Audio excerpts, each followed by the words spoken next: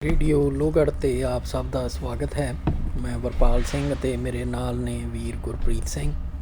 ਸਾਡੇ ਦੋਹਾਂ ਵੱਲੋਂ ਵਾਹਿਗੁਰੂ ਜੀ ਕਾ ਖਾਲਸਾ ਵਾਹਿਗੁਰੂ ਜੀ ਕੀ ਫਤਿਹ। ਆਪਾਂ ਪਿਛਲੇ ਕੁਛ ਪ੍ਰੋਗਰਾਮਾਂ ਤੋਂ ਕਿਤਾਬ ਲੜੀਵਾਰ ਪੜ੍ਹ ਰਹੇ ਹਾਂ, ਸਿੱਖ ਧਰਮ ਫਲਸਫਾ ਜਾਂ ਸਿੱਖ ਧਰਮ ਫਿਲਾਸਫੀ, ਜਿਹੜੀ ਸਿੱਖ ਮਿਸ਼ਨਰੀ ਕਾਲਜ ਲੁਧਿਆਣੇ ਵਾਲਿਆਂ ਵੱਲੋਂ ਛਾਪੀ ਗਈ ਹੈ ਜੀ। ਅਤੇ ਪਿਛਲੇ ਭਾਗਾਂ ਦੇ ਵਿੱਚ ਆਪਾਂ ਕੁਛ ਨੁਕਤੇ ਜਿਹੜੇ ਵਿਚਾਰੇ ਨੇ ਉਹ ਹੈਗੇ ਆ ਭਈ ਧਰਮ ਦੀ ਡੈਫੀਨੇਸ਼ਨ ਕੀ ਆ, ਧਰਮ ਦੀ ਲੋੜ ਕੀ ਆ ਜੀ, ਧਰਮ ਦੇ ਸਿਧਾਂਤ ਕੀ ਨੇ। ਅਤੇ ਆਪਾਂ ਅੱਜ ਜਿਹੜਾ ਆ ਵਿਸ਼ਾ ਲੈਣਾ ਉਹ ਇਹ ਆ ਭਈ ਜੀਵਨ ਦਾ ਮਨੋਰਥ ਕੀ ਆ ਜੀ, ਵੀ ਯਾਨੀ ਕਿ ਵੀ ਇਹ ਜ਼ਿੰਦਗੀ ਜਿਹੜੀ ਆ, ਲਾਈਫ ਜਿਹੜੀ ਆ, ਵੀ ਇਹਦਾ ਟੀਚਾ ਕੀ ਆ, ਇਹਦਾ ਗੋਲ ਕੀ ਆ, ਹਾਸਲ ਕੀ ਕਰਨਾ। ਬਿਲਕੁਲ। ਅਤੇ ਹੁਣ ਜਦੋਂ ਆਪਾਂ ਇਹ ਚੀਜ਼ ਨੂੰ ਵਿਚਾਰਦੇ ਹਾਂ, ਦੂਜੇ ਧਰਮਾਂ ਦੇ ਵਿੱਚ ਵੇਖਦੇ ਹਾਂ, ਅਤੇ ਉਹਦੇ ਵਿੱਚ ਤਾਂ ਸਿੱਧਾ ਜਿਹਾ ਹੀ ਹੁੰਦਾ ਭਈ ਜੀ ਸਵਰਗਾਂ ਤੱਕ ਪਹੁੰਚਣਾ। ਬਿਲਕੁਲ।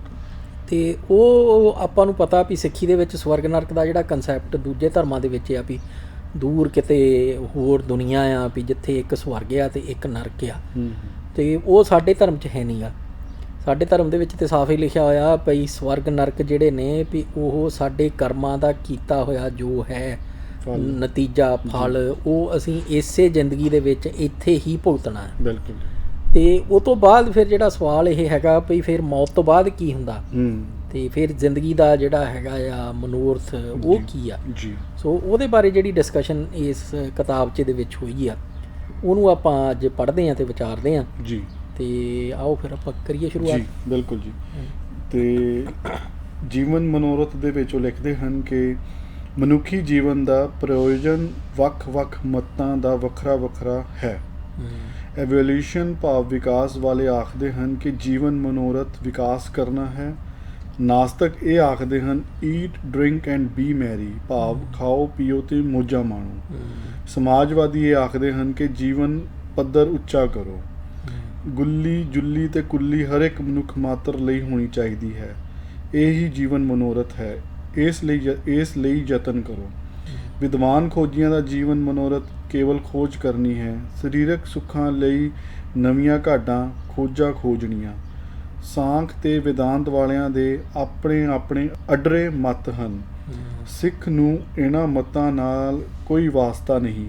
ਸਿੱਖ ਦਾ ਧਰਮ ਹੈ ਗੁਰੂ ਸਾਹਿਬਾਨ ਦੀ ਸਿੱਖਿਆ ਨੂੰ ਵਿਚਾਰ ਕੇ ਗ੍ਰਹਿਣ ਕਰਨਾ। ਤਾਂ ਤੇ ਆਓ ਵਿਚਾਰੀਏ ਕਿ ਗੁਰਮਤ ਦਾ ਇਸ ਪ੍ਰਥਾਏ ਕੀ ਸਿਧਾਂਤ ਹੈ। ਗੁਰਮਤ ਫਰਮਾਉਂਦੀ ਹੈ ਭਈ ਪ੍ਰਾਪਤ ਮਾਨੁਖ ਦੇਹੋਰੀਆ ਗੋਬਿੰਦ ਮਿਲਣ ਕੀ ਇਹ ਤੇਰੀ ਬਰੀਆ। ਅਵਰ ਕਾਜ ਤੇਰਾ ਕਿਤੈ ਨਾ ਕਾਮ ਮਿਲ ਸਾਧ ਸੰਗਤ ਭਜ ਕੇਵਲ ਨਾਮ। ਸਰਜਾਮ ਲਾਗ ਭਵ ਜਲ ਤਰਨ ਕੈ ਜਨਮ ਬ੍ਰਿਥਾ ਜਾਤ ਰੰਗ ਮਾਇਆ ਕੈ। ਭਾਵ ਅਰਥ ਐਤਕੀ ਮਨੁੱਖ ਦੇਹੀ ਤੈਨੂੰ ਪ੍ਰਾਪਤ ਹੋਈ ਹੈ ਉਸ ਸਿਰਜਣਹਾਰ ਨੂੰ ਜਿਸ ਤੋਂ ਕਿ ਤੂੰ ਵਿਛੜਿਆ ਹੋਇਆ ਹੈ। ਮਿਲਣ ਦੀ ਇਹ ਤੇਰੀ ਵਾਰੀ ਹੈ। ਹੋਰ ਕਾਜ ਤੇਰੇ ਕਿਤੇ ਕੰਮ ਨਹੀਂ ਆਉਣੇ।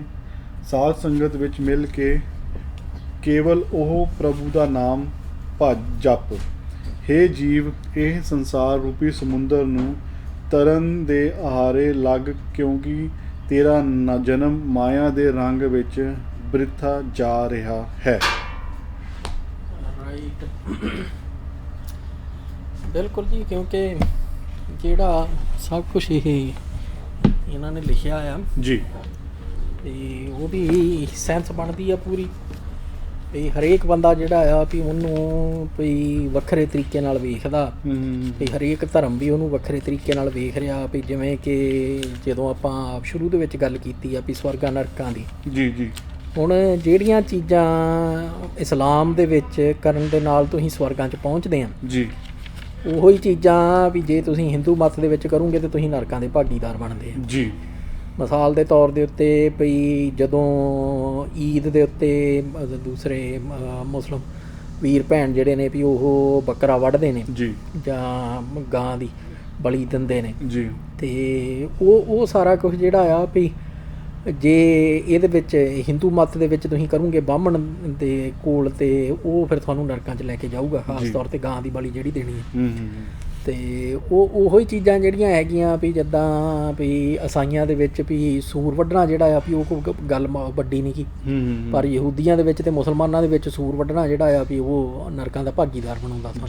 ਜੀ ਸੋ ਉਹ ਸਾਰੀਆਂ ਚੀਜ਼ਾਂ ਤੋਂ ਮਤਲਬ ਵੀ ਇੱਕ ਤੇ ਇਹ ਨਤੀਜਾ ਨਿਕਲਦਾ ਵੀ ਸਾਰਿਆਂ ਦੇ ਰੱਬ ਜਿਹੜੇ ਆ, ਜੇ ਤੁਸੀਂ ਇਹਨਾਂ ਸਾਰਿਆਂ ਨੂੰ ਇੱਦਾਂ ਲੈ ਲਓ ਵੀ ਇਹ ਸਭ ਕੁਝ ਸਹੀ ਆ ਜੀ, ਵੀ ਆਪਾਂ ਉਸ ਚੀਜ਼ 'ਚ ਨਹੀਂ ਪੈਂਦੇ ਵੀ ਇਹ ਜਿਹੜੀਆਂ ਕੌਂਟਰਾਡਿਕਸ਼ਨ ਨੇ ਵੀ ਇਹ ਸਾਬਤ ਕਰਦੀਆਂ ਨੇ ਵੀ ਇਹਨਾਂ ਦੇ ਵਿੱਚੋਂ ਮਤਲਬ ਵੀ ਇਹ ਸਹੀ ਨਹੀਂ ਹੋ ਸਕਦੇ ਸਾਰੇ। ਜੀ ਬਿਲਕੁਲ, ਆਪਾਂ ਇਹਨੂੰ ਇਹੀ ਲੈ ਕੇ ਚੱਲੀਏ ਵੀ ਇਹ ਸਾਰਾ ਕੁਝ ਸਹੀ ਆ।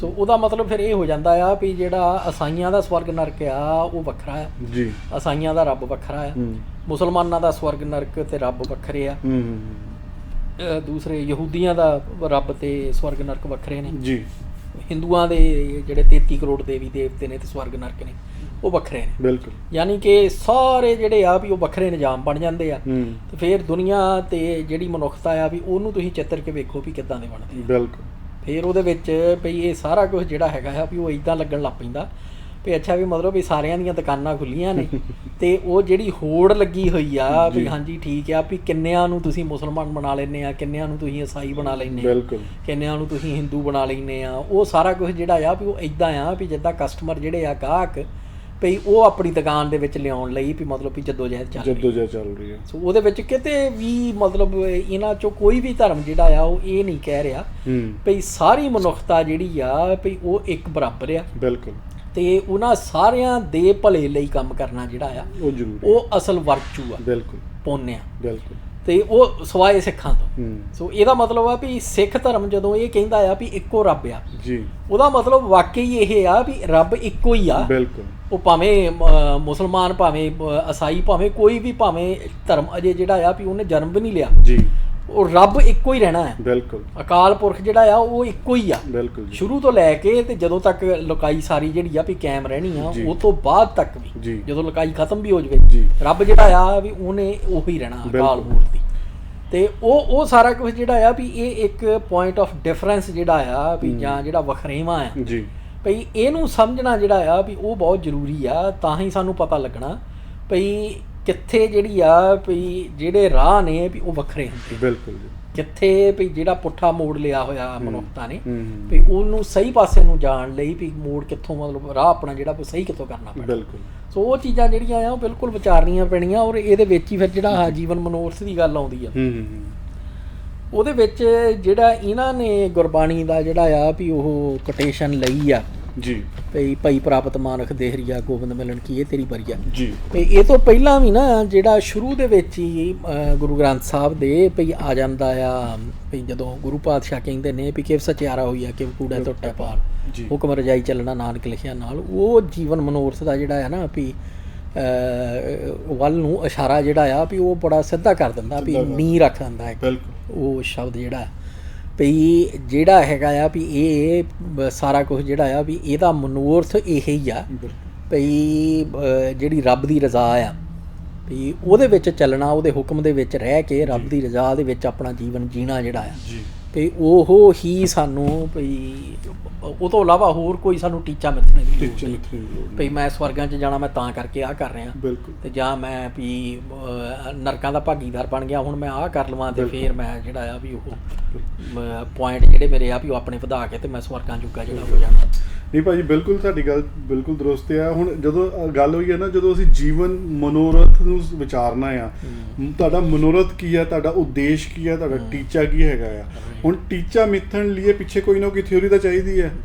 ਹੁਣ ਜਿਹੜੇ ਹੈਗੇ ਆਪਣੇ ਧਰਮ ਆ ਜਿਨ੍ਹਾਂ ਦੇ, ਜਿੱਦਾਂ ਮੁਸਲਮਾਨ ਧਰਮ ਆ, ਮੁਸਲਿਮ ਧਰਮ ਆ, ਹਿੰਦੂ ਧਰਮ ਆ, ਹੁਣ ਜਿਹੜੀ ਥਿਊਰੀਆਂ ਉਹ ਦੇ ਰਹੇ ਆ ਉਹ ਉਹਨਾਂ ਨੇ ਉਸ ਹਿਸਾਬ ਨਾਲ ਆਪਣੇ ਮਨੋਰਥ ਮਿੱਥ ਲਏ ਆ, ਟੀਚੇ ਮਿੱਥ ਲਏ ਹੈਗੇ ਆ।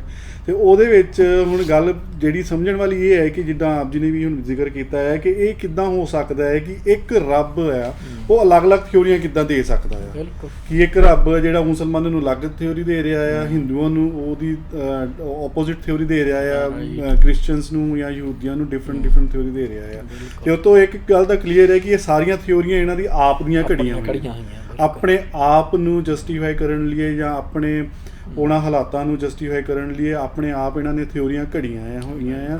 ਹੁਣ ਜਿੱਦਾਂ ਆਪ ਜੀ ਨੇ ਦੱਸਿਆ, ਹੁਣ ਬਾਹਮਣ ਹੈ, ਜਿੱਦਾਂ ਹਿੰਦੂ ਦੀ ਗਾਂ, ਆਪਣਾ ਹਿੰਦੂ ਵਾਸਤੇ ਗਾਂ ਦੀ ਬਲੀ ਦੇਣਾ ਇੱਕ ਪਾਪ ਆ, ਲੇਕਿਨ ਜਦੋਂ ਤੁਸੀਂ ਬਾਹਮਣ ਕੋ ਜਾਂਦੇ ਹੋ, ਕੋਈ ਨਾ ਕੋਈ ਉਹਨਾਂ ਕੋਲ ਤਰੀਕੇ ਸਾਰੇ ਆ, ਉਹ ਇੱਕ ਗਾਂ ਦੀ ਬਲੀ ਵੀ ਦਵਾ ਸਕਦੇ ਆ ਤੁਹਾਡੇ ਕੋਲ, ਪੁੰਨ ਕਮਾਉਣ ਲਈ ਗਾਂ ਦੀ ਬਲੀ ਵੀ ਦਵਾ ਸਕਦੇ ਹੈਗੇ। ਇਸ ਕਰਕੇ ਤੇ ਇਸ ਕਰਕੇ ਬੜੀ ਗੱਲ ਕਲੀਅਰ ਆ ਕਿ ਜਿਹੜਾ ਧਰਮ ਦਾ ਜਿਹੜਾ ਪਹਿਰਾਵਾ ਇਹ ਅੱਜ ਅਸੀਂ ਦੇਖ ਰਹੇ ਹਾਂ ਨਾ ਆਲਾ ਦੁਆਲਾ, ਉਹ ਸਾਰਾ ਇਹ ਮਤਲਬ ਇਹਨਾਂ ਨੇ ਆਪਣੇ ਜਿੱਦਾਂ ਮਤਲਬ ਦੁਕਾਨਾਂ ਚਲਾਉਣ ਲਈ, ਬਿਜ਼ਨਸ ਚਲਾਉਣ ਲਈ ਹੀ ਉਹ ਸਾਰਾ ਇੱਕ ਸਿਸਟਮ ਘੜਿਆ ਹੋਇਆ ਕਿ ਕਿੱਦਾਂ ਅਸੀਂ ਆਪਣੇ ਗਾਹਕਾਂ ਨੂੰ ਅਟਰੈਕਟ ਕਰਨਾ ਆਪਣੇ ਵੱਲ ਨੂੰ, ਕਿੱਦਾਂ ਉਹਨਾਂ ਨੂੰ ਆਪਣੇ ਖੇਮੇ 'ਚ ਰੱਖਣਾ ਹੈ, ਕਿੱਦਾਂ ਆਪਣੇ ਵਾਲੇ ਪਾਸੇ ਰੱਖਣਾ ਹੈ। ਤਦੀ ਦੌੜ ਲੱਗਦੀ ਜਿੱਦਾਂ ਕਿ ਮੁਸਲਮਾਨ ਜ਼ਿਆਦਾ ਬਣ ਜਾਣ ਜਾਂ ਹਿੰਦੂ ਜ਼ਿਆਦਾ ਬਣ ਜਾਣ, ਕ੍ਰਿਸਚਨ ਜ਼ਿਆਦਾ ਬਣ ਜਾਣ। ਹੁਣ ਸਿੱਖਾਂ ਦੀ ਕਦੇ ਦੌੜ ਨਹੀਂ ਰਹੀ ਕਿ ਮਤਲਬ ਸਾਰੀ ਦੁਨੀਆ ਹੀ ਇੱਦਾਂ, ਮਤਲਬ ਠੀਕ ਹੈ ਅਸੀਂ ਆਪਣੇ ਸਾਡਾ ਉਹ ਹੱਕ ਵੀ ਹੈ, ਫਰਜ਼ ਵੀ ਹੈ ਕਿ ਅਸੀਂ ਜੋ ਗੁਰੂ ਸਾਹਿਬਾਨ ਨੇ ਸਾਨੂੰ ਦਿੱਤਾ ਆ ਆਪਣੇ ਧਰਮ ਦੇ ਜਿਹੜੇ ਉਦੇਸ਼ ਆ, ਆਪਣੇ ਧਰਮ ਬਾਰੇ ਲੋਕਾਂ ਨੂੰ ਦੱਸੀਏ, ਲੋਕਾਂ ਤੱਕ ਵਿਚਾਰ ਲੈ ਕੇ ਜਾਈਏ, ਤਾਂ ਕਿ ਜਿਹੜੀ ਉਹ ਵਿਚਾਰ ਆ, ਜਿਹੜੀ ਗੁਰੂ ਸਾਹਿਬ ਦੀ ਵੱਡਮੁੱਲੀ ਵਿਚਾਰ ਆ, ਉਹ ਉਸ ਵਿਚਾਰ ਨੂੰ ਸਾਰੇ ਸਮਰਪਿਤ ਹੋ ਕੇ ਉਸ ਨੂੰ ਅਡੋਪਟ ਕਰਕੇ ਜਿਹੜੀ ਮਨੁੱਖਤਾ ਦਾ ਭਲਾ ਕਰ ਸਕਣ। ਤੇ ਉਹ ਇੱਕ ਸਾਡਾ ਫਰਜ਼ ਵੀ ਬਣਦਾ ਤੇ ਸਾਡੀ ਕਹਿ ਲਓ ਕਿ ਸਾਡਾ ਹੱਕ ਵੀ ਹੈਗਾ ਆ ਕਿ ਅਸੀਂ ਉਹ ਵਿਚਾਰ ਸਾਰੇ ਲੋਕਾਂ ਤੱਕ ਲੈ ਕੇ ਜਾਈਏ। ਤੇ ਗੱਲ ਹਾਂਜੀ ਭਾਜੀ, ਗੱਲ ਉਹੀ ਆ ਜਾਂਦੀ ਨਾ ਮੁੜ ਕੇ, ਫਿਰ ਵਾਪਸ ਉੱਥੇ ਆ ਨਾ ਜਦੋਂ ਮਨੋਰਥ ਮਿੱਥਣਾ ਆ ਤੇ ਉਹਦੇ ਪਿੱਛੇ ਥਿਊਰੀ ਜ਼ਰੂਰ ਕੋਈ ਨਾ ਕੋਈ ਕੰਮ ਕਰਦੀ ਹੈ। ਬਿਲਕੁਲ। ਆ ਤੁਸੀਂ ਜਿਹੜੀ ਬਲੀ ਦੀ ਵੀ ਗੱਲ ਕੀਤੀ ਸੀ ਨਾ ਜੀ, ਮੈਨੂੰ ਉੱਥੋਂ ਧਿਆਨ ਆਇਆ ਵੀ ਬੜੀ ਨਾ ਇੱਕ ਤਾਂ ਰੌਂਗਟੇ ਖੜੇ ਕਰਨੇ ਵਾਲੀ ਜੀ ਖਬਰ ਸੀਗੀ ਆ, ਮਹਲ ਕੱਲ੍ਹ ਪਰਸੋਂ ਦੀ ਆ, ਜਿਹਦੇ ਵਿੱਚ ਯੂਪੀ ਦੇ ਵਿੱਚ ਕੋਈ ਜਗ੍ਹਾ ਆ ਭਾਦਰਸ ਕਰਕੇ, ਤੇ ਉੱਥੇ ਇਹ ਜੀ ਭੱਦਰਕਾਲੀ ਕੋਈ ਹੈਗੀ ਆ ਇਹਨਾਂ ਦੇ 33 ਕਰੋੜ ਦੇਵੀ ਦੇਵਤਿਆਂ 'ਚੋਂ ਕੋਈ ਦੂਸਰੀ ਜੀ ਦੇਵੀ, ਤੇ ਉਹਦੇ ਨਾਂ ਦੇ ਉੱਤੇ ਖਰੇ ਇਹ ਭਾਦਰਸ ਜਿਹੜਾ ਆ ਵੀ ਉਹ ਜਗ੍ਹਾ ਬਣੀ ਹੈ, ਮਤਲਬ ਪਿੰਡ ਜਾਂ ਸ਼ਹਿਰ ਕਸਬਾ ਜਿਹੜਾ ਵੀ ਉਹ ਵਸਿਆ ਜੀ। ਉੱਥੇ ਇਹ ਦੀਵਾਲੀ ਵਾਲੇ ਦਿਨ ਕਿਸੇ ਜਿਹੜਾ ਦੂਸਰਾ ਜੋੜਾ ਸੀਗਾ ਤੇ ਉਹਨਾਂ ਦੇ ਨਿਆਣਾ ਹੈ ਨਹੀਂ, ਤੇ ਉਹਨਾਂ ਨੇ 6 ਸਾਲਾਂ ਦਾ ਕਿਸੇ ਹੋਰ ਦਾ ਨਿਆਣਾ ਜਿਹੜਾ ਆ ਉਹਨੂੰ ਕਤਲ ਕਰਕੇ ਤੇ ਉਹਦੇ ਜਿਹੜੇ ਅੰਦਰ ਵਾਲੇ ਔਰਗਨ ਸੀਗੇ ਵੀ ਦਿਲ, ਗੁਰਦੇ, ਕਲੇਜਾ ਵਗੈਰਾ, ਉਹ ਉਹਨੂੰ ਬੀਬੀ ਨੂੰ ਖਵਾਏ ਵੀ ਤਾਂ ਕਿ ਵੀ ਉਹਦੇ ਨਿਆਣਾ ਜੰਮੇ। ਮਤਲਬ ਤੁਸੀਂ ਇਹ ਦੇਖ ਲਓ ਵੀ ਇਹ ਹਿੰਦੂਇਜ਼ਮ ਜਿਹੜਾ ਆ ਭਈ ਉਹਦੇ ਵਿੱਚ ਭਈ ਕੀ ਕੁਛ ਜਿਹੜਾ ਆ ਉਹ ਸੰਭਵ ਆ, ਇਮੈਜਿਨ ਕਰਕੇ ਦੇਖੋ।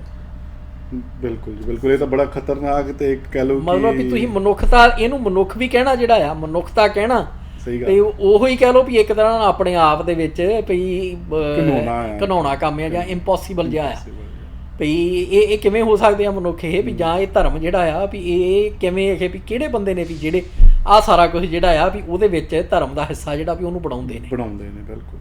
ਪਰ ਮਤਲਬ ਹੋ ਰਿਹਾ ਸਭ ਕੁਝ 21ਵੀਂ ਸਦੀ 'ਚ। 21ਵੀਂ ਸਦੀ ਮਤਲਬ ਇਹ ਧਰਮ ਕਿੱਦਾਂ ਤੁਸੀਂ ਉਮੀਦ ਕਰ ਸਕਦੇ ਆ ਕਿ ਇਹ ਧਰਮ ਲੋਕਾਂ ਦੀ ਭਲਾਈ ਦਾ ਕੰਮ ਕਰਨਗੇ ਜਾਂ ਲੋਕਾਂ ਦੀ ਭਲਾਈ ਵਾਲੇ ਪਾਸੇ ਨੂੰ ਜਾਣਗੇ। ਬਿਲਕੁਲ। ਤੇ ਔਰ ਜਿਹੜੇ ਬੰਦੇ ਇਸ ਧਰਮ ਨੂੰ ਫੋਲੋ ਕਰ ਰਹੇ ਆ ਹਾਂਜੀ, ਉਹਨਾਂ ਦਾ ਕਿਰਦਾਰ ਜਿਹੜਾ ਆ ਵੀ ਉਹ ਕੀ ਹੋਊਗਾ ਉਹ ਤਾਂ ਭਾਈ ਉਹ ਸਾਰਾ ਕੁਝ ਜਿਹੜਾ ਆ ਵੀ ਉਹ ਇਸੇ ਪਾਸੇ ਨੂੰ ਲਿਜਾਉਂਦਾ ਵੀ ਜਿੱਦਾਂ ਹੈਗਾ ਨਾ ਵੀ ਆਪਾਂ ਅੱਗੇ ਵੀ ਕੁਝ ਪ੍ਰੋਗਰਾਮਾਂ ਦੇ ਵਿੱਚ ਗਾਹੇ ਬਗਾਹੇ ਇਹ ਗੱਲ ਕੀਤੀ ਆ ਭਈ ਸਾਇੰਸ ਜਿਹੜੀ ਆ, ਵਿਗਿਆਨ ਇਹ ਤੋਂ ਪਹਿਲਾਂ ਦਾ ਜਿਹੜਾ ਸੀਗਾ ਪਹਿਲੇ ਸਟੇਜ ਜਿਹੜੀ ਇੱਥੋਂ ਦੀ ਉਹ ਸੀਗੀ ਵੀ ਜਿਹਦੇ ਵਿੱਚ ਅਲਕੈਮੀ ਜਿਹੜੀ ਆ ਜੀ, ਵੀ ਜਿਹਦੇ ਵਿੱਚ ਵੀ ਉਹ ਇੱਕ ਤਰ੍ਹਾਂ ਨਾਲ ਕਹਿ ਲਓ ਵੀ ਉਹ ਸੀਗਾ ਵੀ ਜਦੋਂ ਤੱਕ ਅਜੇ ਮਨੁੱਖਤਾ ਨੇ ਵੀ ਜਿਹੜੀ ਸਾਇੰਟੀਫਿਕ ਥਿੰਕਿੰਗ ਆ ਵੀ ਉਹ ਅਜੇ ਤੱਕ ਡਿਫਾਈਨ ਨਹੀਂ ਕੀਤੀ ਜੀ, ਵੀ ਜਿਹਦੇ ਵਿੱਚ ਫਿਰ ਇਹ ਵੀ ਸੀਗਾ ਵੀ ਜਦੋਂ ਅਗਲੇ ਕਹਿੰਦੇ ਸੀਗੇ ਵੀ ਸਭ ਤੋਂ ਵੱਡਾ ਜਿਹੜਾ ਮਨੋਰਥ ਆ ਵੀ ਜਿੱਦਾਂ ਜੀਵਨ ਦੇ ਮਨੋਰਥ ਦੀ ਗੱਲ ਕਰਦੇ ਆ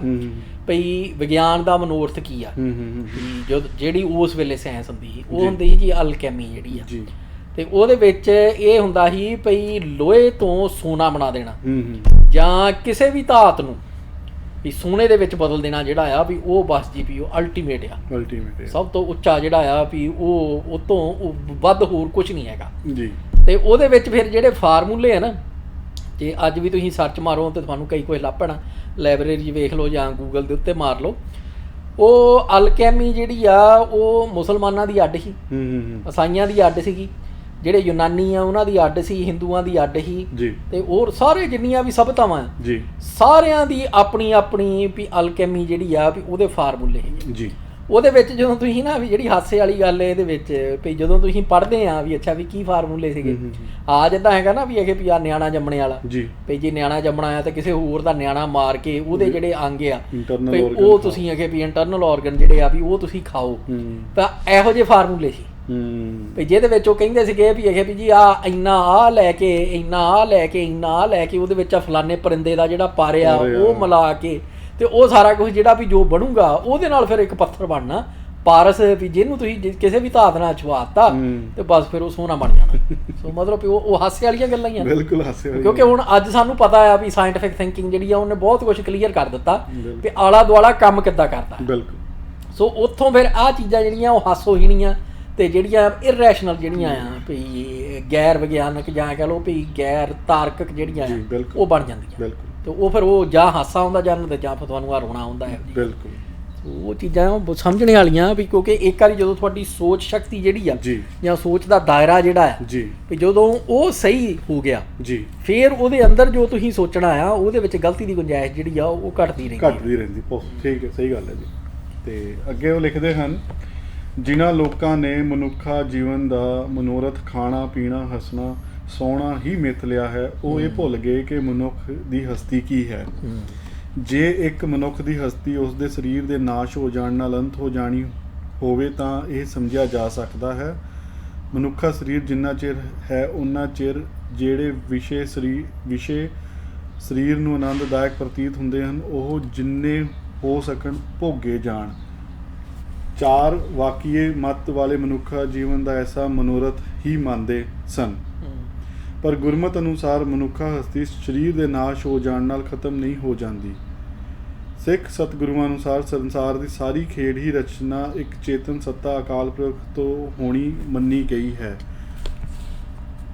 ਜੋ ਆਪ ਇਸ ਰਚਨਾ ਵਿੱਚ ਆਪਣਾ ਆਸਣ ਜਮਾ ਕੇ ਆਪਣੀ ਰਚੀ ਖੇਡ ਨੂੰ ਤੱਕ ਰਿਹਾ ਹੈ ਜੀਵ ਦੇ ਸਰੀਰ ਧਾਰਨ ਦੀ ਖੇਡ ਮਰਨ ਤੋਂ ਬਾਅਦ ਮੁੱਕ ਨਹੀਂ ਜਾਂਦੀ ਅਨੇਕ ਜੂਨਾਂ ਵਿੱਚ ਭਟਕਣ ਤੋਂ ਬਾਅਦ ਮਨੁੱਖਾ ਜਨਮ ਪ੍ਰਾਪਤ ਹੁੰਦਾ ਹੈ ਤੇ ਫਿਰ ਗੁਰੂ ਅਰਜਨ ਦੇਵ ਜੀ ਦਾ ਉਹਨਾਂ ਨੇ ਸ਼ਬਦ ਇੱਕ ਕੋਟ ਕੀਤਾ ਇੱਥੇ ਗੁਰੂ ਅਰਜਨ ਦੇਵ ਜੀ ਆਵਾਗਮਨ ਦੇ ਚੱਕਰ ਨੂੰ ਇੰਝ ਬਿਆਨ ਕਰਦੇ ਹਨ ਕਈ ਜਨਮ ਪੇ ਕੀਟ ਪਤੰਗਾ ਕਈ ਜਨਮ ਗਜਮੀਨ ਕੁਰੰਗਾ ਵਾਲਾ ਉਹਨਾਂ ਨੇ ਪੂਰਾ ਸ਼ਬਦ ਵਿਚਾਰਿਆ ਹੈ ਜੀ ਬਿਲਕੁਲ ਜੀ ਕਿਉਂਕਿ ਇਹਦੇ ਵਿੱਚ ਨਾ ਜਿਹੜੀਆਂ ਦੋ ਕੁ ਗੱਲਾਂ ਨੇ ਵੀ ਜਿਹੜੀਆਂ ਸਾਡੇ ਸਮਝਣੇ ਵਾਲੀਆਂ ਆ ਵੀ ਇੱਕ ਤਾਂ ਇਹ ਆ ਵੀ ਜਦੋਂ ਕਹਿੰਦੇ ਆ ਨਾ ਵੀ ਇਹ ਭਈ ਖਾਣਾ ਪੀਣਾ ਤੇ ਬਸ ਮੌਜਾਂ ਕਰਨੀਆਂ ਜੀ ਵੀ ਉਹ ਜਿਹੜਾ ਸਾਰਾ ਹੈਗਾ ਆ ਵੀ ਉਹਨੂੰ ਗੁਰੂ ਪਾਤਸ਼ਾਹ ਨੇ ਵੀ ਇੱਦਾਂ ਨਹੀਂ ਕਿਹਾ ਵੀ ਖਾਣਾ ਪੀਣਾ ਹੱਸਣਾ ਜਿਹੜਾ ਆ ਵੀ ਉਹ ਕੋ ਮਾੜਾ ਹੈ ਬਿਲਕੁਲ ਗੁਰੂ ਪਾਤਸ਼ਾਹ ਨੇ ਇਹ ਕਿਹਾ ਵੀ ਜਿੱਦਾਂ ਬਾਣੀ ਦੇ ਵਿੱਚ ਆਉਂਦਾ ਵੀ ਹੱਸਦਿਆਂ ਖੇਡਦਿਆਂ ਪਹਿਨਦਿਆਂ ਖਾਂਦਿਆਂ ਵੀ ਵਿੱਚੇ ਮੁਕਤ ਹੋ ਜਾਂਦੀ ਬਿਲਕੁਲ ਸੋ ਉਹ ਸਾਰਾ ਕੁਝ ਜਿਹੜਾ ਆ ਵੀ ਬਿਲਕੁਲ ਹੈਗਾ ਪਰ ਉਹ ਆਪਣੇ ਆਪ 'ਚ ਟੀਚਾ ਨਹੀਂ ਜੀ ਕਿਉਂਕਿ ਖਾਦਿਆਂ ਪੀਤਿਆਂ ਬਿਨਾਂ ਹੱਸਦਿਆਂ ਖੇਡਦਿਆਂ ਬਿਨਾਂ ਵੀ ਜ਼ਿੰਦਗੀ ਜਿਹੜੀ ਆ ਵੀ ਉਹ ਜੀਣ ਜੋਗੀ ਥੋੜੀ ਆ ਬਿਲਕੁਲ ਮਤਲਬ ਹਾਂਜੀ ਇੱਥੇ ਭਾਈ ਇੱਕ ਹੋਰ ਨਜ਼ਰੀਆ ਵੀ ਆਪਾਂ ਲਾ ਕੇ ਦੇਖ ਸਕਦੇ ਹਾਂ ਕਈਆਂ ਦਾ ਜਿੱਦਾਂ ਹੁਣ ਟੀਚਾ ਹੀ ਬਣ ਜਾਂਦਾ ਹੈ ਕਿ ਐਸ਼ ਪ੍ਰਸਤੀ ਕਰਨੀ ਹੈ ਲਗਜ਼ਰੀ ਲਾਈਫ ਜੀਣੀ ਹੈਗੀ ਹੈ ਹੈ ਨਾ ਉੱਚਾ ਖਾਣਾ ਪੀਣਾ ਆ ਵਧੀਆ ਕੱਪੜੇ ਪਾਣੇ ਮਹਿੰਗੇ ਤੋਂ ਮਹਿੰਗੇ ਕੱਪੜੇ ਪਾਣੇ ਮਹਿੰਗੀ ਤੋਂ ਮਹਿੰਗੀ ਗੱਡੀਆਂ 'ਚ ਘੁੰਮਣਾ ਆ ਫਿਰ ਜਦੋਂ ਉਹਨੂੰ ਟੀਚਾ ਬਣਾ ਲੈਂਦਾ ਹੈ ਫਿਰ ਉਹ ਲੋਕਾਂ ਦੇ ਹੱਕ ਖਾਣ ਲੱਗ ਜਾਂਦਾ ਹੈ ਉਹ ਫਿਰ ਠੱਗ ਬਣ ਜਾਂਦਾ ਹੈਗਾ ਆ ਉਹ ਫਿਰ ਠੱਗਾ ਲੋਕਾਂ ਨੂੰ ਠੱਗਦੇ ਵੇਲੇ ਵੀ ਉਹਨੂੰ ਮਾੜਾ ਮੋਟਾ ਵੀ ਉਹਨੂੰ ਸ਼ਰਮ ਨਹੀਂ ਆਉਂਦੀ ਜਾਂ ਸੰਗ ਨਹੀਂ ਆਉਂਦੀ ਮੈਂ ਕੀ ਕਰਨ ਲੱਗਾ ਕਿਹੜਾ ਪਾਪ ਕਮਾਉਣ ਲੱਗਾ ਹੈਗਾ ਯਾਨੀ ਕਿ ਉਹਦੇ ਵਿੱਚ ਇਹ ਆ ਜਾਂਦਾ ਆ ਵੀ ਇੱਕ ਐਕਸਟ੍ਰੀਮ ਹੈਗਾ ਆ ਵੀ ਜਿੱਥੇ ਅਗਲਾ ਵੀ ਆਪਣੀਆਂ ਜਿਹੜੀਆਂ ਲਾਲਸਾਵਾਂ ਆ ਲਾਲਚ ਨੇ ਜੀ ਭਈ ਉਹਨਾਂ ਦੀ ਖਾਤਰ ਵੀ ਚੰਗੇ ਮਾੜੇ ਦਾ ਫਰਕ ਹੀ ਭੁੱਲ ਜਾਂਦਾ ਹੈ ਬਿਲਕੁਲ ਦੂਜੇ ਦੂਜੇ ਪਾਸੇ ਉਹ ਐਕਸਟ੍ਰੀਮ ਆ ਭਈ ਜਿੱਥੇ ਭਈ ਜਿਹੜਾ ਦੂਸਰਾ ਬਾਹਮਣ ਆ ਜਾਂ ਕੋਈ ਹੋਰ ਆ ਵੀ ਜਿਹੜਾ ਕਹਿੰਦਾ ਆ ਵੀ ਮੈਂ ਇਹ ਕਰਨਾ ਹੀ ਨਹੀਂ ਭਈ ਜਿੱਦਾਂ ਬਾਹਮਣਾਂ ਦੇ ਵਿੱਚ ਇਹ ਆ ਵੀ ਅਖੇ ਵੀ ਉਹ 12 ਸਾਲ ਤੱਕ ਪੁੱਠੇ ਲੰਕਦਾ ਰਿਹਾ ਉਹ 300 ਸਾਲ ਤੱਕ ਜੀਆ ਫਿਰ ਉਹ ਤੇ ਉਹੋ ਜਿਹੀਆਂ ਜਿਹੜੀਆਂ ਕਹਾਣੀਆਂ ਉੱਥੋਂ ਸਾਫ਼ ਪਤਾ ਲੱਗ ਜਾਂਦਾ ਵੀ ਇਹ ਅਲਟੀਮੇਟਲੀ ਫਿਰ ਝੂਠ ਦਾ ਸਹਾਰਾ ਲੈਣ ਲੱਗ ਪੈਂਦੇ ਆ ਬਿਲਕੁਲ ਵੀ 12 ਸਾਲ ਤੱਕ ਇੱਕ ਤੇ ਵੀ ਪੁੱਠਾ ਲੰਕਣਾ ਜਿਹੜਾ ਆ ਵੀ ਉਹ ਵੈਸੇ ਹੀ ਮਤਲਬ ਵੀ ਫਿਜ਼ੀਕਲੀ ਪੋਸੀਬਲ ਨਹੀਂ ਹੈਗਾ ਤੇ ਦੂਜਾ ਇਹ ਆ ਵੀ ਜੇ ਮੰਨ ਲਓ ਵੀ ਉਹ ਕਿਸੇ ਨੇ 12 ਸਾਲ ਤੱਕ ਪੁੱਠਾ ਲੰਕ ਵੀ ਲਿਆ ਜੀ ਵੀ ਉਹਦੇ ਨਾਲ ਵੀ ਸਵਰਗਾਂ ਤੱਕ ਪਹੁੰਚ ਜਾਣਾ ਬਿਲਕੁਲ ਉਹਦਾ ਕਨੈਕਸ਼ਨ ਜਿਹੜਾ ਆ ਵੀ ਉਹ ਵੀ ਤੁਹਾਨੂੰ ਸਮਝ ਨਹੀਂ ਲੱਗਣੀ ਫਿਰ ਬਿਲਕੁਲ ਮਤਲਬ ਵੀ ਇਹ ਕਿੱਦਾਂ ਸੰਭਵ ਆ ਜੀ ਸੋ ਉਹ ਸਾਰਾ ਕੁਝ ਜਿਹੜਾ ਵੀ ਜੇ ਪੁੱਠਾ ਹੀ ਲਮਕਾਉਣਾ ਸੀਗਾ ਰੱਬ ਨੇ ਤੇ ਫਿਰ ਉਹ ਉਦਾਂ ਹੀ ਬਣਾਉਣ ਦਾ ਸਾਧਨ ਸਾਰੇ ਜਿੱਦਾਂ ਮੱਕੜੀਆਂ ਜਿਹੜੀਆਂ ਆ ਚਮਗਾਦੜ ਜਿਹੜੇ ਆ ਵੀ ਇਹ ਸਾਰੇ ਪੁੱਠੇ ਲਮਕਦੇ ਆ ਸੋ ਉਹ ਸਾਰਾ ਕੁਝ ਜਿਹੜਾ ਆ ਵੀ ਉਹ ਵੀ ਮਤਲਬ ਵੀ ਉੱਥੋਂ ਫਿਰ ਪਤਾ ਲੱਗ ਜਾਂਦਾ ਵੀ ਉਹ ਦੂਆ ਐਕਸਟ੍ਰੀਮ ਜੀ ਜਿਹੜਾ ਕਹਿ ਲਓ ਵੀ ਸਹੀ ਆ ਵਿੱਚ ਉਹ ਇਹ ਹੀ ਆ ਵੀ ਖਾਣਾ ਪੀਣਾ ਹੱਸਣਾ ਜਾਂ ਜਿਹੜੀਆਂ ਚੀਜ਼ਾਂ ਵਾਹਿਗੁਰੂ ਨੇ ਦਾਤਾਂ ਜਿਹੜੀਆਂ ਬਖਸ਼ੀਆਂ ਨੇ ਜੀ ਵੀ ਉਹਨਾਂ ਦਾ ਪਰਪਸ ਜਿਹੜਾ ਆ ਉਹਨਾਂ ਨੂੰ ਸਮਝ ਕੇ ਤੇ ਉਹਨਾਂ ਦਾ ਆਨੰਦ ਲੈਣਾ ਲਿਮਟ ਤੱਕ ਵੀ ਉਹ ਕੋਈ ਮਾੜਾ ਨਹੀਂਗਾ, ਪਰ ਉਹਨਾਂ ਨੂੰ ਤੁਹਾਨੂੰ ਕੰਟਰੋਲ ਕਰਨ ਦੇਣਾ ਉੱਥੇ ਫਿਰ ਜਾ ਕੇ ਤੇ ਉਹ ਜਿਹੜਾ ਪੁੰਨ ਆ ਉਹ ਪਾਪ ਬਣਨ ਲੱਗ ਪੈਂਦਾ। ਤੇ ਉਹ ਚੀਜ਼ਾਂ ਜਿਹੜੀਆਂ ਆ ਵੀ ਮਤਲਬ ਅਲਟੀਮੇਟਲੀ ਉਹੀ ਆਉਂਦਾ ਵੀ ਮਨ ਜੀਤੇ ਜਗ ਜੀਤ ਜਿਹੜਾ ਆ ਭਈ ਉਹ ਇੱਕ ਕਹਿ ਲਓ ਭਈ ਡਰਾਈਵਿੰਗ ਪ੍ਰਿੰਸੀਪਲ ਆ ਭਈ ਉਹ ਸਿਧਾਂਤ ਨੂੰ ਤੁਸੀਂ ਜੇ ਸਮਝ ਕੇ ਤੇ ਉਹਨੂੰ ਅਪਣਾਉਂਦੇ ਆ ਤੇ ਫਿਰ ਜਿਹੜੀ ਜ਼ਿੰਦਗੀ ਦੇ ਵਿੱਚ ਗਲਤੀਆਂ ਦੀ ਗੁੰਜਾਇਸ਼ ਜਿਹੜੀ ਆ ਵੀ ਉਹ ਦਿਨੋਂ ਦਿਨ ਘਟਦੀ ਰਹਿੰਦੀ ਆ। ਜਦੋਂ ਤੁਸੀਂ ਹਉਮੈ ਨੂੰ ਜਿਹੜਾ ਆ ਵੀ ਪੱਠੇ ਪਾ ਕੇ ਤੇ ਹਉਮੈ ਜਿਹੜੀ ਆ ਤੁਹਾਡੀ ਭਈ ਉਹ ਤੁਹਾਨੂੰ ਡਿਕਟੇਟ ਕਰਨ ਲੱਗ ਪੈਂਦੀ ਹੈ। ਫਿਰ ਇਹ ਆ ਭਈ 10 ਬੰਦਿਆਂ ਨੇ ਫੇਸਬੁੱਕ ਦੇ ਉੱਤੇ ਲਾਈਕ ਕਰ ਦਿੱਤੀ ਜਾਂ 10 ਬੰਦਿਆਂ ਨੇ ਤੁਹਾਨੂੰ ਇਹ ਵੀ ਕਹਿ ਦਿੱਤਾ ਵੀ ਲਓ ਜੀ ਤੁਹਾਡੇ ਵਰਗਾ ਤੇ ਬੰਦਾ ਹੀ ਕੋਈ ਨਹੀਂ ਜੰਮਿਆ ਅਜੇ ਤੱਕ, ਤੇ ਉਹ ਫਿਰ ਉਹ ਤੁਹਾਡੀ ਜਿਹੜੀ ਮੱਤ ਦੇ ਉੱਤੇ ਪੜਦਾ ਪੈਂਦੀਆਂ ਵੀ ਕੋਈ ਸਕਿੰਟਾਂ ਦਾ ਹੀ ਟਾਈਮ ਲੱਗਦਾ। ਜਦੋਂ ਕਹਿ ਲਓ ਵੀ ਤੁਸੀਂ ਟੋਏ ਦੇ ਵਿੱਚ ਡਿੱਗ ਪੈਂਦੇ ਆ ਫਿਰ ਅਹਿਸਾਸ ਕਿਤੇ ਹੋ ਜਾਵੇ ਵੀ ਵਾਹਿਗੁਰੂ ਦੀ ਬਖਸ਼ਿਸ਼ ਹੋਵੇ ਤੇ ਤੁਹਾਡੀਆਂ ਅੱਖਾਂ ਖੁੱਲ ਜਾਣ ਤੇ ਤੁਹਾਨੂੰ ਅਹਿਸਾਸ ਹੋ ਜਾਵੇ ਵੀ ਮੈਂ ਗਲਤੀ ਕਰ ਬੈਠਾ, ਅਦਰਵਾਈਜ਼ ਤੇ ਬਸ ਠੀਕ ਆ ਫਿਰ ਉੱਥੇ ਉਸ ਗੰਦ ਦੇ ਵਿੱਚ ਬੈਠੇ ਜਿਹੜੇ ਆ ਵੀ ਤੁਸੀਂ ਸੂਰ ਬਣ ਕੇ ਤੇ ਸੂਰ ਦੀ ਜ਼ਿੰਦਗੀ ਜਿਹੜੀ ਆ ਵੀ ਉਹ ਜੀ ਜਾਣੀ ਆ। ਨਹੀਂ ਭਾਈ ਉਹੀ ਹੈ ਨਾ, ਜਿੱਦਾਂ ਹੁਣ ਗੱਲ ਆਪਾਂ ਪਹਿਲਾਂ ਵੀ ਕਰਕੇ ਹਟੇ ਆ ਕਿ ਜਿਹੜਾ ਮਨੋਰਥ ਹੈ ਉਹਦੇ ਪਿੱਛੇ ਕੋਈ ਨਾ ਕੋਈ ਥਿਊਰੀ ਕੋਈ ਨਾ ਕੋਈ ਕਨਸੈਪਟ ਜ਼ਰੂਰ ਕੰਮ ਕਰਦਾ ਹੈਗਾ ਹੈ ਨਾ। ਤੇ ਹੁਣ ਜਿੱਦਾਂ ਉਦਾਹਰਨ ਲੈ ਲਈਏ ਕਈਆਂ ਦਾ ਜੀਵਨ ਦਾ ਮਨੋਰਥ ਹੀ ਹੈਗਾ ਕਿ ਕਲੇਸ਼ ਪਾ ਕੇ ਰੱਖਣਾ। ਜਿੱਦਾਂ ਹੁਣ ਆਪਾਂ ਪਹਿਲਾਂ 3-4 ਸਾਲ ਪਹਿਲਾਂ ਵਿਵਾਦੀ ਬੰਦੇ ਦਾ ਆਰਟੀਕਲ ਵੀ ਵਿਚਾਰਿਆ ਸੀਗਾ, ਉਹ 'ਚ ਕਈ ਗੱਲਾਂ ਸਾਨੂੰ ਸਿੱਖਣ ਨੂੰ ਵੀ ਮਿਲੀਆਂ ਤੇ ਕਈ ਅਸੀਂ ਵਿਚਾਰੀਆਂ ਵੀ।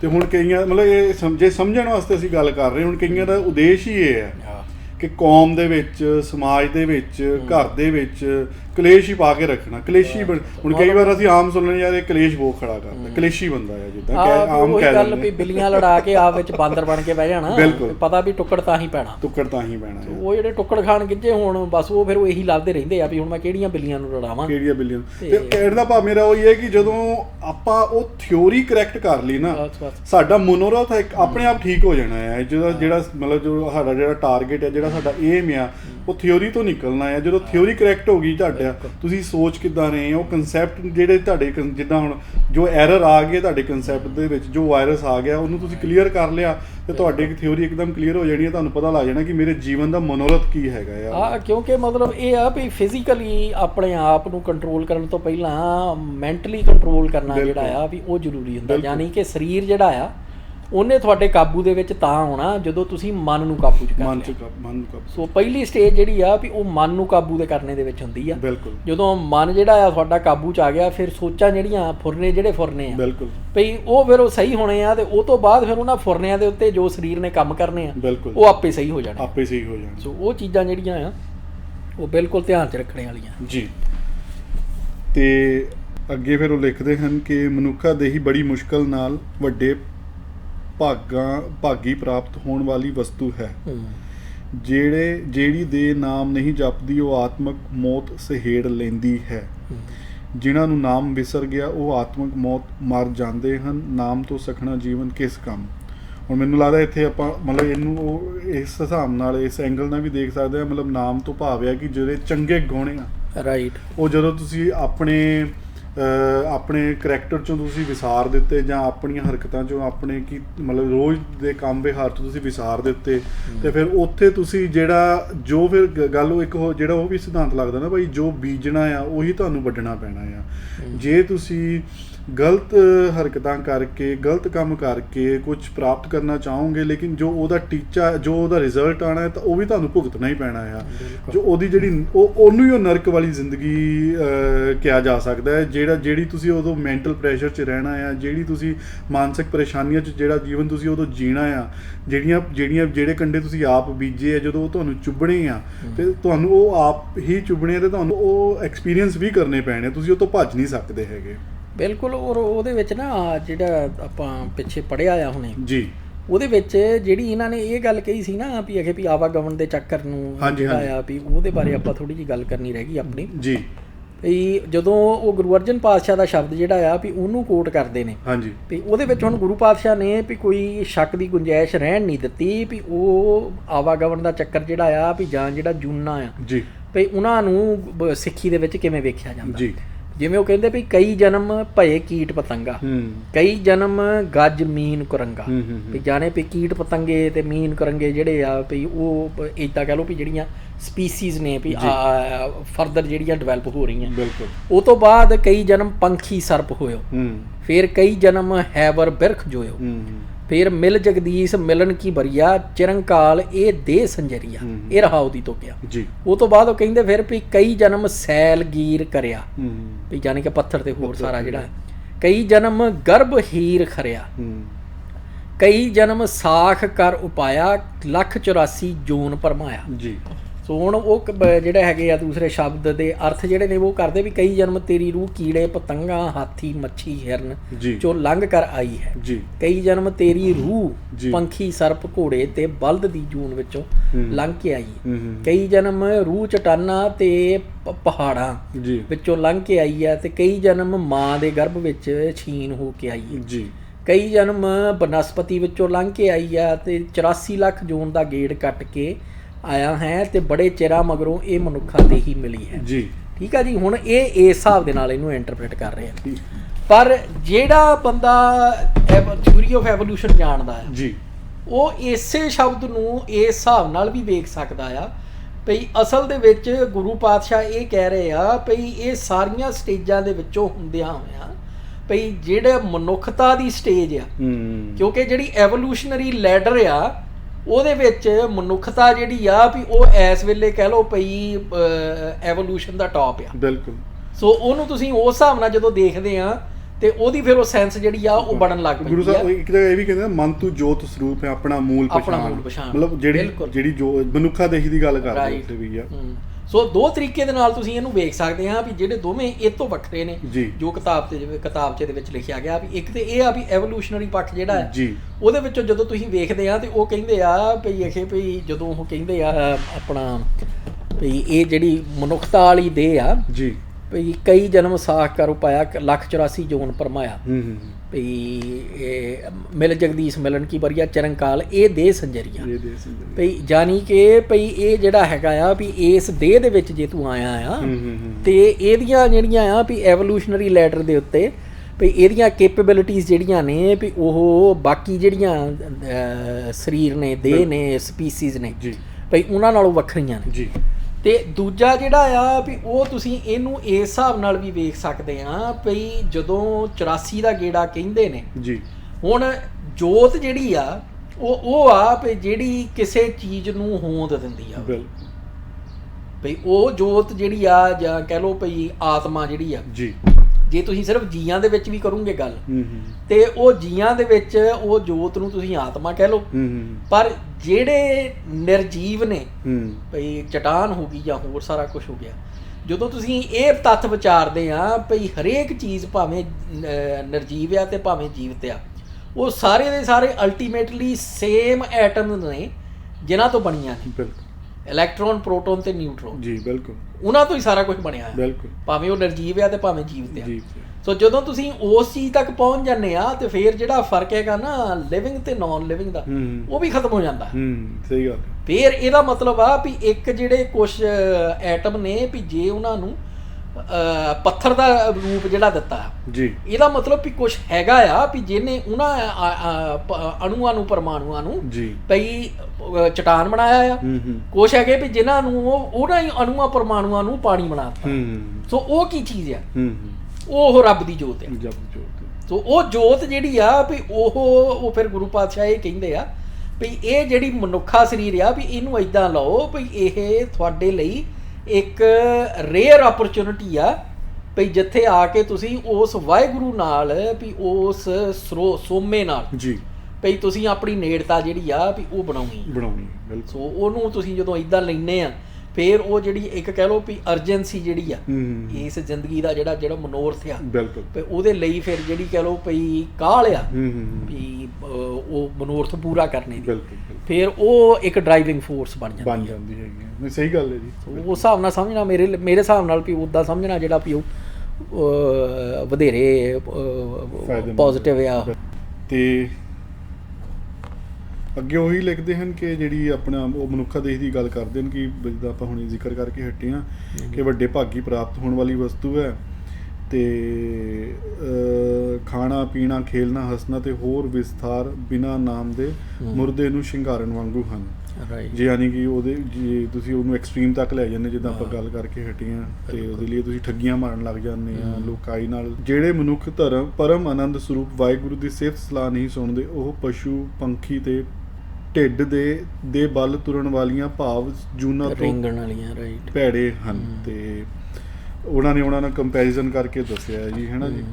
ਤੇ ਫਿਰ ਅੱਗੇ ਉਹਨਾਂ ਨੇ ਗੁਰੂ ਅਰਜਨ ਦੇਵ ਜੀ ਦਾ ਇੱਕ ਸ਼ਬਦ ਕੋਟ ਕੀਤਾ ਹੈ ਕਿ ਦੁਲਬ ਦੇਹ ਭਾਈ ਵਡਭਾਗੀ, ਨਾਮ ਨਾ ਜਪੈ ਤੇ ਆਤਮ ਘਾਤੀ, ਮਰ ਨਾ ਜਾਈ ਜਿਨਾ ਬਿਸਰਤ ਰਾਮ, ਨਾਮ ਬਿਹੂਨ ਜੀਵਨ ਕੌਣ ਕਾਮ, ਖਾਤ ਪੀਤ ਖੇਲਤ ਹਸਤ ਵਿਸਥਾਰ, ਕਵਨ ਅਰਥ ਮਿਰਤਕ ਸਿਗਾਰ। ਉਹੀ ਹੋ ਗਿਆ ਵੀ ਮੁਰਦੇ ਦੇ। ਹਾਂਜੀ, ਮੁਰਦੇ ਦੇ ਬਰਾਬਰ ਹੀ। ਉਹੀ ਭਾਜੀ ਜਿਹੜੀ ਗੱਲ ਮਤਲਬ ਜੇ ਇੱਥੇ ਇਹਨੂੰ ਆਪਾਂ ਉੱਦਾਂ ਵਿਚਾਰੀਏ ਤਾਂ ਕਹਿਣ ਦਾ ਭਾਵ ਹੈ ਕਿ ਜਿਹਦਾ ਦੀ ਹੁਣ ਜ਼ਮੀਰ ਹੀ ਮਰ ਜਾਂਦੀ ਹੈਗੀ ਹੈ, ਜਿਨ੍ਹਾਂ ਦੇ ਅੰਦਰ ਉਹ ਜਿਹੜਾ ਜਿਹਨੂੰ ਮਤਲਬ ਇੱਕ ਤੱਤ ਆ ਨਾ, ਜਿਹੜਾ ਤੁਹਾਨੂੰ ਟੁੰਬਦਾ ਆ। ਹੁਣ ਕਈਆਂ ਦੇ ਵਿੱਚ ਬਹੁਤ ਐਕਟਿਵ ਹੁੰਦਾ ਆ ਤੇ ਕਈਆਂ ਦਾ ਬਿਲਕੁਲ ਹੀ ਖਤਮ ਹੋ ਜਾਂਦਾ ਆ, ਮਤਲਬ ਮਰ ਜਾਂਦਾ ਹੈਗਾ ਆ। ਤੇ ਉਹ ਫਿਰ ਆਪਣੇ ਸਮਾਜ ਦੇ ਨਾਲ, ਆਪਣੇ ਘਰ ਦੇ ਨਾਲ, ਆਪਣੀ ਕੌਮ ਦੇ ਨਾਲ ਵੀ ਉਹਨਾਂ ਨੂੰ ਕਰਨੀ ਹੈਗੀ। ਯਾਨੀ ਕਿ ਗੱਦਾਰ ਜਿਹਨੂੰ ਆਪਾਂ ਕਹਿ ਦਿੰਦੇ ਹਾਂ ਪੰਜਾਬੀ ਦੇ ਵਿੱਚ, ਉਹਨਾਂ ਨੂੰ ਉੱਤੇ ਵੀ ਉਹ ਸੰਗ ਨਹੀਂ ਆਉਂਦੀ, ਸ਼ਰਮ ਨਹੀਂ ਆਉਂਦੀ ਕਿ ਕੁਛ ਟੁਕਣਾ ਖਾਤਰ ਉਹ ਆਪਣੀ ਕੌਮ ਨੂੰ, ਆਪਣੇ ਗੁਰੂ ਸਾਹਿਬਾਨ ਨੂੰ, ਇਤਿਹਾਸ ਨੂੰ ਮਾੜਾ ਕਹਿਣ ਲੱਗ ਜਾਂਦੇ ਹੈਗੇ ਆ। ਤੇ ਕਿਉਂਕਿ ਉਹਨਾਂ ਦਾ ਜੀਵਨ ਦਾ ਮਨੋਰਥ ਉਹ ਬਣ ਜਾਂਦਾ ਨਾ ਜੀ। ਬਿਲਕੁਲ। ਤੇ ਟੁੱਕੜ ਬੋਚਣੇ ਜਿਹੜੇ ਆ ਬਸ ਉਹੀ ਮਨੋਰਥ ਰਹਿ ਜਾਂਦਾ, ਉਹੀ ਮਨੋਰਥ ਰਹਿ ਜਾਂਦਾ। ਟੁੱਕੜ ਮਿਲਦੇ ਉਦੋਂ ਆ ਵੀ ਦੁਸ਼ਮਣ ਤੋਂ ਉਹਨਾਂ ਨੂੰ ਪਤਾ ਹੁੰਦਾ ਵੀ ਜਦੋਂ ਮੈਂ ਆਪਣੇ ਕਹਿ ਲਓ ਵੀ ਘਰਦਿਆਂ ਨੂੰ ਤੇ ਆਪਣੀ ਕੌਮ ਨੂੰ ਜਦੋਂ ਮਾੜਾ ਕਿਹਾ, ਬਿਲਕੁਲ, ਤੇ ਜਿਹੜੇ ਕੌਮ ਦੇ ਦੁਸ਼ਮਣ ਨੇ ਬਿਲਕੁਲ ਉਹਨਾਂ ਨੇ ਆਪੇ ਮੈਨੂੰ ਟੁੱਕੜ ਪਾਈ ਜਾਣੇ ਆ। ਬਿਲਕੁਲ ਬਿਲਕੁਲ ਬਿਲਕੁਲ ਬਿਲਕੁਲ ਬਿਲਕੁਲ। ਤੇ ਅੱਗੇ ਫਿਰ ਉਹ ਭਾਜੀ ਇੱਦਾਂ ਹੀ ਉਹ ਕਾਫੀ ਜਿੱਦਾਂ ਸ਼ਬਦ ਕੋਟ ਕਰਕੇ ਉਸ ਗੱਲ ਨੂੰ ਪੱਕਾ ਕਰਦੇ ਨੇ ਕਿ ਸਾਡਾ ਜੀਵਨ ਦਾ ਮਨੋਰਥ ਇੱਕ ਕੀ ਹੋਣਾ ਚਾਹੀਦਾ ਹੈਗਾ ਆ। ਤੇ ਆਪਾਂ ਥੋੜ੍ਹਾ ਜਿਹਾ ਇਹਨੂੰ ਪੜ੍ਹ ਲੈਂਦੇ ਹਾਂ। ਹਾਂਜੀ ਹਾਂਜੀ। ਅੱਗੇ ਫਿਰ ਉਹ ਲਿਖਦੇ ਹਨ ਕਿ ਗੁਰੂ ਤੇਗ ਬਹਾਦਰ ਸਾਹਿਬ ਫਰਮਾਉਂਦੇ ਹਨ ਕਿ ਆਵਾਗਮਨ ਦੇ ਚੱਕਰ ਵਿੱਚ ਫਿਰਦਿਆਂ ਬਹੁਤ ਯੁੱਗਾਂ ਪਿੱਛੋਂ ਇਹ ਮਨੁੱਖਾ ਦੇਹੀ ਮਿਲੀ ਹੈ। ਇਸ ਜਨਮ ਵਿੱਚ ਹੁਣ ਪ੍ਰਭੂ ਨੂੰ ਮਿਲਣ ਦੀ ਵਾਰੀ ਹੈ ਤਾਂ ਤੇ ਇਹ ਮਨੁੱਖ ਤੂੰ ਉਸ ਪ੍ਰਭੂ ਨੂੰ ਕਿਉਂ ਨਹੀਂ ਜਪਦਾ। ਠੀਕ ਹੈ ਜੀ। ਤੇ ਫਿਰ ਸ਼ਬਦ ਜਿਹੜੀਆਂ ਪੰਕਤੀਆਂ ਨੇ ਉਹ ਇੱਦਾਂ ਨੇ ਕਿ ਫਿਰਤ ਫਿਰਤ ਬਹੁਤੇ ਜੁਗ ਹਾਰਿਓ, ਮਾਨਸ ਦੇਹ ਲਈ ਨਾਨਕ ਕਹਿਤ ਮਿਲਨ ਕੀ ਬਰੀਆ, ਸਿਮਰਤ ਕਾਹਾ ਨਹੀਂ। ਫਿਰ ਲਿਖਦੇ ਹਨ ਕਿ ਪ੍ਰਭੂ ਨੇ ਮਨੁੱਖ ਲਈ ਇਹ ਸੰਯੋਗ ਬਣਾਇਆ ਹੈ ਕਿ ਉਹ ਆਪਣੇ ਇਸ ਨਾਸਵੰਤ ਸਰੀਰ ਦੁਆਰਾ ਪ੍ਰਭੂ ਮਿਲਣ ਦੀ ਤਾਂਘ ਨੂੰ ਪੂਰੀਆਂ ਕਰ ਸਕੇ। ਪਰ ਬਦਕਿਸਮਤੀ ਨਾਲ ਮਨੁੱਖ ਕੇਵਲ ਸਰੀਰਕ ਲੋੜਾਂ ਪੂਰੀਆਂ ਕਰਨ, ਖਾਣ ਪਹਿਨਣ ਤੇ ਪਦਾਰਥ ਦੇ ਸੁੱਖ ਆਰਾਮ ਤੇ ਐਸ਼ ਇਸ਼ਰਤ ਵਿੱਚ ਰੁੱਝਾ ਰਹਿਣ ਕਾਰਨ ਆਪਣਾ ਅਮੋਲਕ ਮਨੁੱਖਾ ਜਨਮ ਗਵਾ ਬੈਠਦਾ ਹੈ।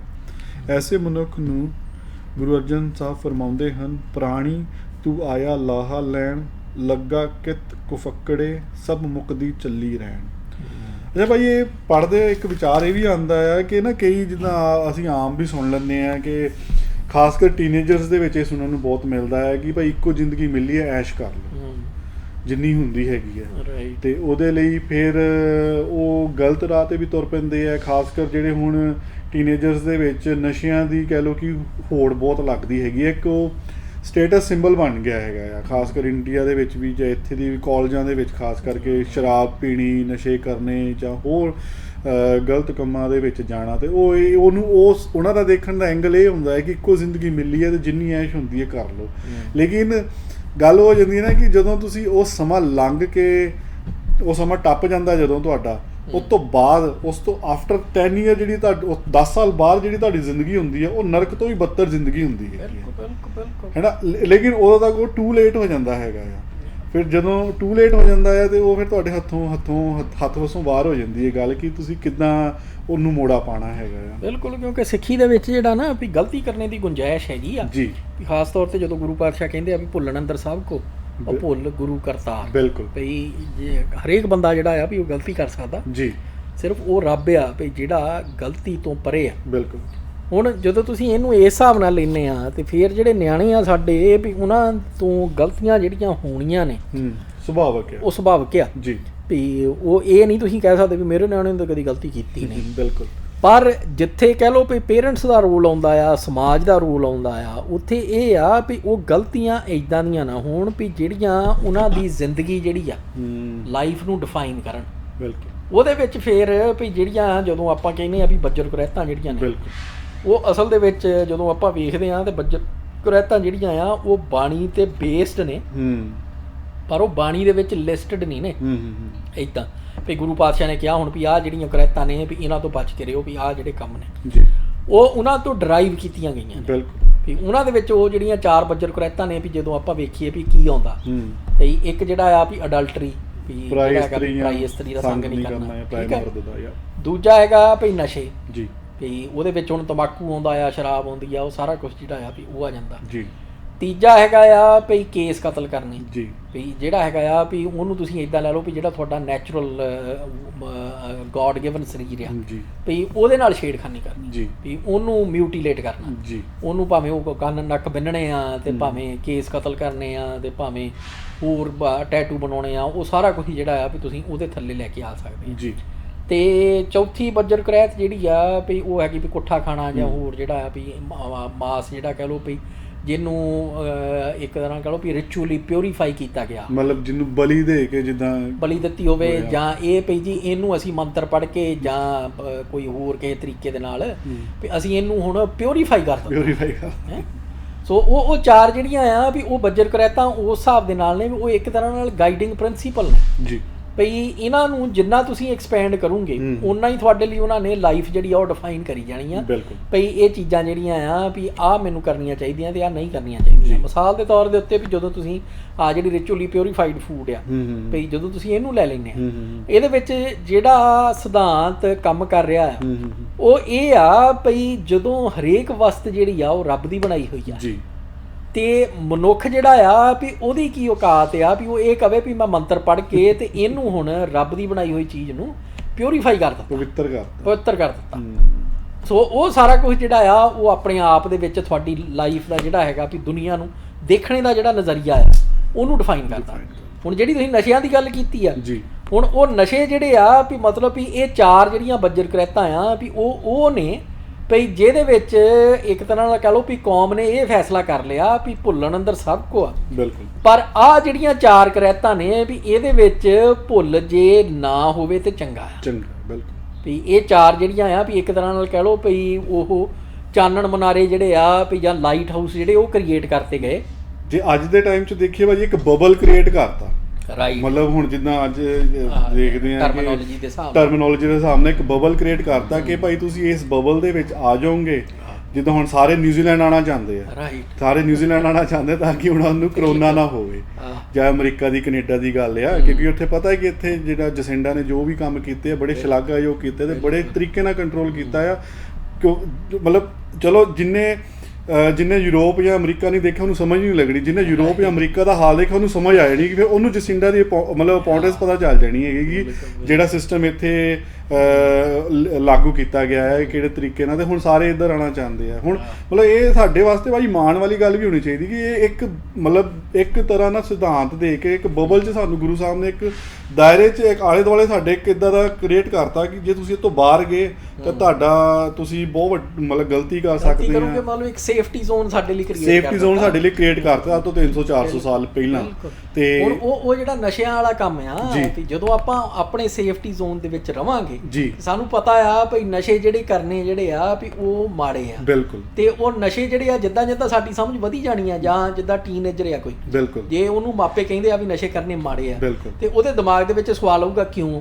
ਬਿਲਕੁਲ। ਉਹ ਜਾਂ ਤੇ ਮਾਪਿਆਂ ਤੋਂ ਪੁੱਛ ਸਕਦਾ ਆ, ਅੱਜ ਕੱਲ੍ਹ ਸੌਖਾ ਕੰਮ ਇਹ ਹੋ ਗਿਆ ਵੀ ਗੂਗਲ ਕਰ ਲਵੇ, YouTube ਤੇ ਲੱਭ ਲਵੇ, ਹੋਰ ਸਾਰਾ ਕੁਛ ਕਿਤੇ ਵੀ ਸਰਚ ਕਰ ਲਵੇ, ਉਹਨੂੰ ਇੰਨੀ ਕੁ ਜਾਣਕਾਰੀ ਮਿਲ ਜਾਣੀ ਆ ਵੀ ਸ਼ੱਕ ਹੀ ਨਹੀਂ ਰਹਿਣਾ ਭਈ ਨਸ਼ੇ ਕਿਉਂ ਮਾੜੇ ਆ ਔਰ ਉਹਨਾਂ ਦੇ ਮਾੜੇ ਨਤੀਜੇ ਜਿਹੜੇ ਫਿਰ ਨਿਕਲਦੇ ਆ ਵੀ ਉਹ ਕਿੰਨੇ ਭਿਆਨਕ ਨੇ। ਬਿਲਕੁਲ। ਸੋ ਉਹ ਸਾਰੀਆਂ ਚੀਜ਼ਾਂ ਜਿਹੜੀਆਂ ਆ ਵੀ ਉਹ ਉਸੇ ਹਿਸਾਬ ਨਾਲ ਹੀ ਆ ਵੀ ਇਹ ਜਿਹੜੇ ਇੱਕ ਤਰ੍ਹਾਂ ਨਾਲ ਕਹਿ ਲਓ ਭਈ ਸਾਡੇ ਲਈ ਸੇਫਟੀ ਜ਼ੋਨ ਕ੍ਰੀਏਟ ਕਰ ਦਿੱਤਾ ਗਿਆ ਉਹਨੂੰ ਸਮਝ ਕੇ ਉਹਦੇ ਅੰਦਰ ਰਹਿਣਾ ਜਿਹੜਾ ਆ ਨਾ ਉਹ ਸਾਡੀ ਸਿਆਣਪ ਆ। ਬਿਲਕੁਲ। ਉਹ ਇਹ ਨਹੀਂ ਇਹ ਕਹਿ ਸਕਦੇ ਵੀ ਹਾਂਜੀ ਭਾਈ ਵੀ ਇਹ ਵੀ ਮੈਂ ਤਾਂ ਮਰਜ਼ੀ ਮੇਰੀ ਮੈਂ ਜੋ ਮਰਜ਼ੀ ਕਰੂੰਗਾ।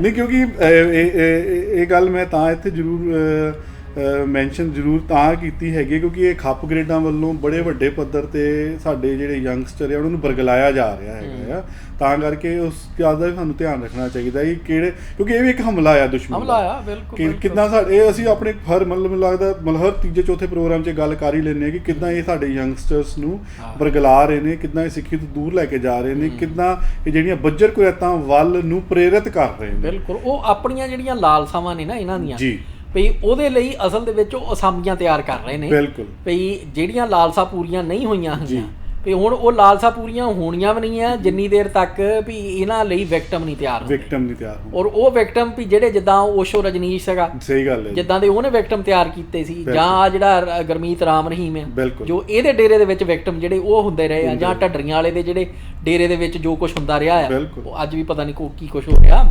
ਸੋ ਉਹ ਸਾਰਾ ਕੁਝ ਤੁਸੀਂ ਜਿੰਨੇ ਮਰਜ਼ੀ ਡੇਰੇ ਦੇਖ ਲਓ, ਜਿੰਨੇ ਮਰਜ਼ੀ ਆ ਕਲਟ ਵੇਖ ਲਓ, ਉਹਨਾਂ ਸਾਰਿਆਂ ਦੇ ਵਿੱਚੋਂ ਤੁਹਾਨੂੰ ਸਮਝ ਲੱਗ ਜਾਣੀ ਆ ਵੀ ਇਹ ਖੱਪ ਗ੍ਰੇਡਾਂ ਦਾ ਕਲਟ ਜਿਹੜਾ ਆ ਵੀ ਇਹ ਕੀ ਹਾਸਲ ਕਰਨਾ ਚਾਹੁੰਦਾ। ਇਸ ਕਰਕੇ ਵੀ ਉਹ ਸਾਰਾ ਕੁਝ ਜਿੰਨੇ ਅਸੀਂ ਆਪਣੇ ਆਪ ਨੂੰ ਸਿਆਣੇ ਕਰਾਂਗੇ ਓਨਾ ਹੀ ਤੁਸੀਂ ਇਹੋ ਜਿਹੇ ਜਿਹੜੇ ਠੱਗ ਆ ਇਹਨਾਂ ਨੂੰ ਪਛਾਣਨਾ ਤੁਹਾਡੇ ਲਈ ਸੌਖਾ ਹੋਵੇਗਾ। ਨਹੀਂ ਸਹੀ ਗੱਲ ਨਹੀਂ ਭਾਜੀ। ਦੂਜੀ ਗੱਲ ਇਹ ਵੀ ਹੈ ਨਾ ਕਿ ਜਿਹੜੇ ਸਾਡੇ ਬੱਚੇ ਆ ਅਸੀਂ ਚਾਹਾਂਗੇ ਕਿ ਉਹ ਬੱਚੇ ਸਾਡੇ ਬੱਚੇ, ਇੱਕ ਤਾਂ ਪਹਿਲੀ ਗੱਲ ਤਾਂ ਉਹ ਸਾਡੇ ਬੱਚੇ ਨੇ ਹੈ ਨਾ, ਸਾਨੂੰ ਸਮਝਾਉਣਾ ਪੈਣਾ ਕਿ ਉਹ ਜਿਹੜਾ ਸੇਫਟੀ ਜ਼ੋਨ ਗੁਰੂ ਸਾਹਿਬ ਦੇ ਕੇ ਗਏ ਆ ਸਾਨੂੰ ਬੱਚਿਆਂ ਨੂੰ ਉਹ ਸੇਫਟੀ ਜ਼ੋਨ ਦੇ ਵਿੱਚ ਰੱਖਣਾ ਸਾਡੀ ਜ਼ਿੰਮੇਵਾਰੀ ਹੈ। ਜਦ ਤੱਕ ਉਹ ਇੱਕ ਉਹਨਾਂ ਦੇ ਵਿੱਚ ਸੋਚ ਨਹੀਂ ਡਿਵੈਲਪ ਹੋ ਜਾਂਦੀ ਸਹੀ ਤੇ ਗਲਤ ਨੂੰ ਪਛਾਣਨ ਵਾਲੀ, ਉਹ ਸਾਡੀ ਜ਼ਿੰਮੇਵਾਰੀ ਹੈਗੀ ਹੈ ਤੇ ਸਾਨੂੰ ਉਹ ਆਪਣੀ ਜ਼ਿੰਮੇਵਾਰੀ ਨਿਭਾਉਣੀ ਵੀ ਚਾਹੀਦੀ ਹੈ ਕਿ ਕਿੱਦਾਂ ਅਸੀਂ ਆਪਣੇ ਬੱਚਿਆਂ ਨੂੰ ਉਹ ਸੇਫਟੀ ਜ਼ੋਨ ਦੇ ਵਿੱਚ ਰੱਖਣਾ ਹੈਗਾ ਆ।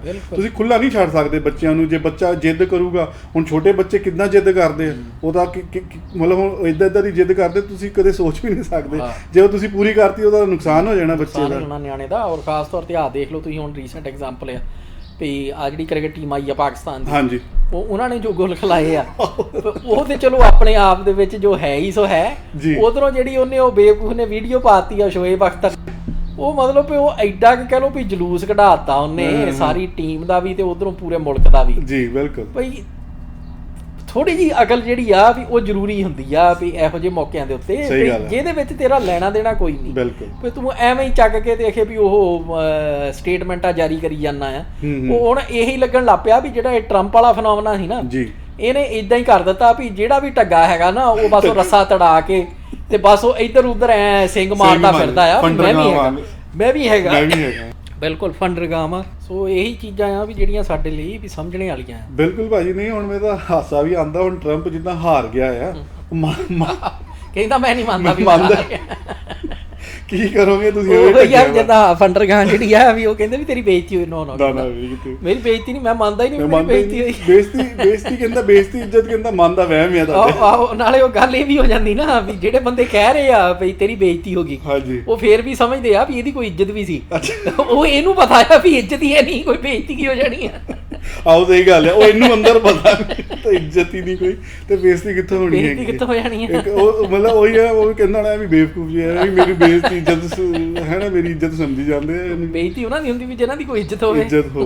ਤੇ ਸਹੀ ਗੱਲ ਹੈ ਨਾ, ਟਰੰਪ ਨੇ ਤਾਂ ਕਮਾਲ ਹੀ ਕਰਤੀ ਸੱਚੀ। ਉਹ ਤਾਂ ਬਿਲਕੁਲ ਮਤਲਬ ਵੀ ਉਹ ਇੱਕ ਤਰ੍ਹਾਂ ਨਾਲ ਕਹਿ ਲਓ ਵੀ ਦੁਨੀਆ ਦੇ ਵਿੱਚ ਦੁਨੀਆ ਨੂੰ ਕਹਿ ਲਓ ਵੀ ਵੱਖਰਾ ਜਿਹਾ ਹੀ ਇੱਕ ਰੂਪ ਜਿਹੜਾ ਵੀ ਉਹਦਾ ਦੁਨੀਆ ਦਾ ਬਣਾਈ ਜਾ ਰਿਹਾ। ਬਿਲਕੁਲ ਜਿਹੜਾ ਬਹੁਤ ਖਤਰਨਾਕ ਹੈ ਔਰ ਚਿੰਤਾ ਦਾ ਵਿਸ਼ਾ ਵੀ ਆ।